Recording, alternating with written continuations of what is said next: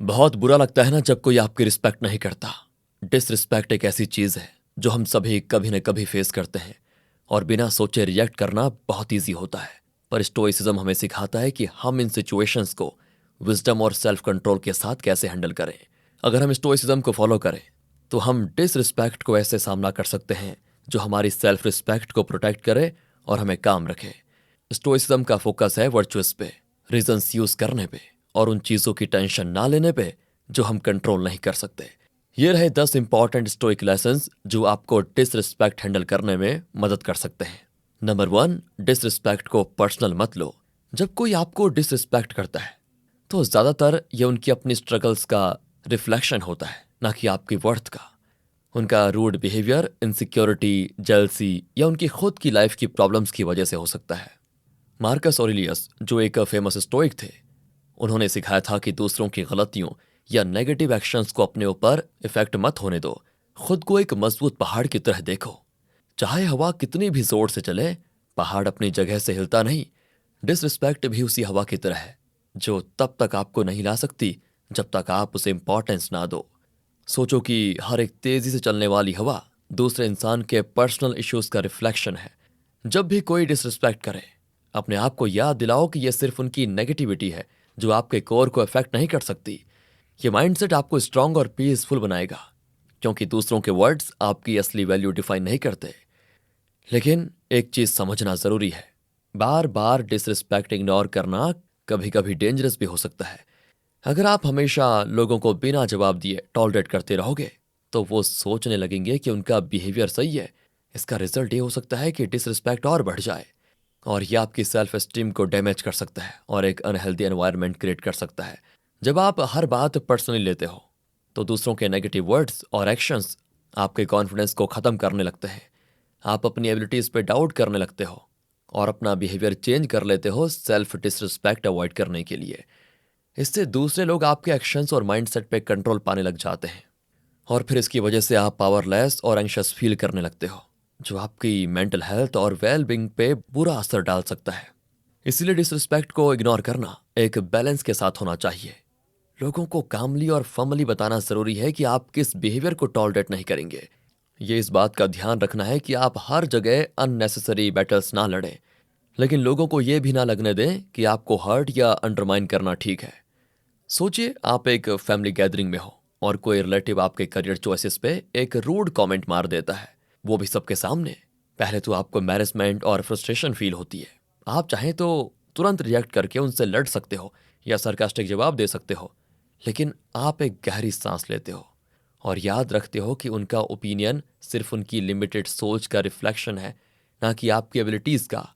या ये भी हो सकता है कि वो अपनी खुद की सक्सेस या फेलियर की फ्रस्ट्रेशन आप पे निकाल रहे हो। आप डिसाइड करते हो कि आप नेगेटिव रिस्पॉन्सेस नहीं दोगे। इसके बजाय आप एक पोलाइट लेकिन फर्म जवाब देते हो कि आप अपनी चॉइसेस से खुश हो। धीरे धीरे गैदरिंग में सभी लोग आपके काम और कंपोज्ड एटीट्यूड को नोटिस करने लगते हैं और ये क्लियर हो जाता है कि असली कॉन्फिडेंस और इंटेग्रिटी किसके पास है। नंबर 2, शांत रहो और सांस लो। जब कोई आपको डिसरिस्पेक्ट करता है तो गुस्सा आना बिल्कुल नॉर्मल है, पर स्टोइक फिलोसोफर एपिक्टेटस ने कहा था, ये मैटर नहीं करता कि आपके साथ क्या होता है, बल्कि आप उसका रिएक्शन कैसे देते हो, ये इंपॉर्टेंट है। ये एडवाइस सिंपल लगती है, पर इसकी पावर को अंडरस्टिमेट मत करो। बहुत लोग इस बात को इग्नोर कर देते हैं क्योंकि ये बेसिक लगती है, लेकिन डिसरिस्पेक्ट फेस करते वक्त काम रहना एक बहुत ही इंपॉर्टेंट स्किल है जो आप डेवलप कर सकते हो। अपने आप को एक शांत झील की तरह सोचिए जो तब भी डिस्टर्ब नहीं होती जब कोई उसमें पत्थर फेंके। जब भी आप शांत रहते हो आप असली इनर स्ट्रेंथ दिखाते हो। ये स्ट्रेंथ सिर्फ आपको प्रोटेक्ट नहीं करती, बल्कि दूसरों को ये भी समझा देती है कि वो आपके इमोशंस को कंट्रोल नहीं कर सकते। ये शांति आपकी असली पावर है जो सबसे टफ सिचुएशंस में भी आपको ग्राउंडेड रखेगी। सोचिए आप एक कॉफी शॉप की लाइन में खड़े हो और आपके पीछे कोई बंदा कंप्लेन कर रहा है कि सर्विस स्लो है। फिर वो आपको ब्लेम करते हुए एक रूड कमेंट मार देता है। आपका पहला रिएक्शन हो सकता है कि आप भी गुस्से में जवाब दें, पर उस मोमेंट पे आप एक गहरी सांस लेते हो और याद रखते हो कि उनकी इम्पेशंस आपकी प्रॉब्लम नहीं है। आप उनके रूड बिहेवियर को कंट्रोल नहीं कर सकते, लेकिन आप अपना रिएक्शन जरूर कंट्रोल कर सकते हो। आप डिसाइड करते हो कि शांत रहोगे, उनके कमेंट्स को इग्नोर करोगे और अपनी पीस पे फोकस करोगे। और फिर जब आप अपनी कॉफ़ी लेकर निकलते हो तब तक उनका बुरा मूड आपका दिन खराब नहीं कर पाया होता। इस तरह आप अपनी एनर्जी को प्रोटेक्ट करते हो और उनकी नेगेटिविटी को अपने तक आने नहीं देते। नंबर 3, गुस्सा किए बिना बाउंड्रीज सेट करो। शांत रहने का मतलब ये नहीं है कि लोग आपके ऊपर चढ़ते रहें। आप बाउंड्रीज सेट कर सकते हो, बस ये करने का तरीका क्लियर और काम होना चाहिए। स्टोइक फिलोसोफर सेनेका ने कहा था, कोई भी आपको मजबूर नहीं कर सकता बिना आपकी परमिशन के। आप लोगों को बता सकते हो कि आप किस तरह का बिहेवियर एक्सेप्ट नहीं करोगे, पर बिना चिल्लाए या गुस्सा किए। बाउंड्रीज एक गेट की तरह होती हैं, सिर्फ आप डिसाइड करते हो कि कौन अंदर आ सकता है, कौन नहीं। सोचिए, एक दोस्त बार बार बिना पूछे आपकी चीजें बोरो करता है और धीरे धीरे आपको इरिटेशन होने लगती है, और फिर एक दिन गुस्सा होने के बजाय आप शांति से उससे बैठकर बात करते हो, उसे समझाते हो कि देख भाई, मेरी जो चीजें हैं मैं उनकी वैल्यू करता हूं, तो आगे से जब भी लेना तो पूछ कर लेना। ऐसे काम कम्युनिकेशन से दोस्ती भी बनी रहती है और आप अपनी बाउंड्रीज भी क्लियर रखते हो। इससे मिसअंडरस्टैंडिंग्स नहीं होती और बात अननेसेसरी कॉन्फ्लिक्ट तक पहुंचने से बच जाती है। और इस तरह से होगा क्या, आपका दोस्त आपकी ऑनेस्टी को रिस्पेक्ट करता है और एक बड़ा झगड़ा होने से पहले ही प्रॉब्लम सॉल्व हो जाती है। नंबर 4, दयालुता और समझदारी से रिस्पॉन्ड करो। स्टोइक्स हमें सिखाते हैं कि डिसरिस्पेक्ट का जवाब कंपैशन से दिया जा सकता है। जो लोग रूड होते हैं, हो सकता है कि वो खुद किसी दुख या इग्नोरेंस की वजह से ऐसे बिहेव कर रहे हो। नेगेटिव रिएक्शन देने के बजाय अगर आप काइंडनेस से रिस्पॉन्ड करो तो आप उनको दिखाते हो कि उनके वर्ड्स आपको कंट्रोल नहीं कर सकते। मार्कस अरुलियस ने कहा था, सबसे अच्छी रिवेंज ये है कि आप अपने दुश्मन जैसे ना बने। सोचिए, आप स्कूल में हो और कोई आपके कपड़ों का मजाक उड़ा रहा है। आप चाहें तो तुरंत कुछ मीन बोलकर जवाब दे सकते हो, पर उसके बजाय आप मुस्कुराते हो और कहते हो, उम्मीद है तुम्हारा दिन अच्छा गुजरे। तो वो बंदा एकदम सरप्राइज हो जाता है, उसे समझ ही नहीं आता कि क्या बोले। बाद में आपको पता चलता है कि वो घर पे किसी टफ टाइम से गुजर रहा था और आपकी एक छोटी सी काइंडनेस ने उसका दिन थोड़ा बेटर बना दिया और धीरे धीरे उसने आपको तंग करना बंद कर दिया। नंबर 5, उन लोगों पे अपनी एनर्जी वेस्ट मत करो जिनको आप कंट्रोल नहीं कर सकते। आप दूसरे लोगों को चेंज नहीं कर सकते, पर आप ये ज़रूर डिसाइड कर सकते हो कि किस पर अपना टाइम और एनर्जी लगाना है। अगर कोई बार बार रूड हो रहा है और बदलने को तैयार नहीं है, तो हो सकता है कि उनसे दूर रहने का टाइम आ गया हो। एपिक्टेटस ने कहा है कि असली फ्रीडम यह है कि हम सिर्फ उन चीज़ों पे ध्यान दें जो हमें कंट्रोल कर सकते हैं। सोचिए, एक कोवर्कर हमेशा कंप्लेन करता है और दूसरों की डिसरिस्पेक्ट करता है। आप पहले उसका मूड अच्छा करने या उसकी एटीट्यूड चेंज करने की कोशिश करते थे, पर कुछ भी काम नहीं आया। फिर आपको समझ आता है कि आप उसके बिहेवियर को कंट्रोल नहीं कर सकते, इसीलिए आप थोड़ा डिस्टेंस मेंटेन करना शुरू कर देते हो। लंच ब्रेक में उसके साथ टाइम स्पेंड करने के बजाय आप उन लोगों के साथ बैठने लगते हो जो पॉजिटिव और सपोर्टिव हैं। इस छोटी सी चेंज से आप ज़्यादा हैप्पी और लेस ड्रेन फील करते हो। नंबर 6, समझो कि दूसरों की ओपिनियंस का कोई मतलब नहीं। स्टोइक्स दूसरों की ओपिनियंस की परवाह नहीं करते थे। उनके लिए असली चीज़ ये थी कि एक अच्छी लाइफ जीना और एक अच्छा इंसान बनना। मार्कस अरुलियस ने कहा था, एक अच्छा इंसान कैसा होना चाहिए, इस पर बहस करना बंद करो, बस एक अच्छा इंसान बन जाओ। इसीलिए दूसरों के ओपिनियंस की चिंता करने के बजाय अपनी वैल्यूज़ के अकॉर्डिंग जीने पर फोकस करो। सोचिए, आप एक एनिमल शेल्टर में वॉलंटियर करते हो, पर कुछ लोग कहते हैं कि ये सिर्फ टाइम वेस्ट करना है।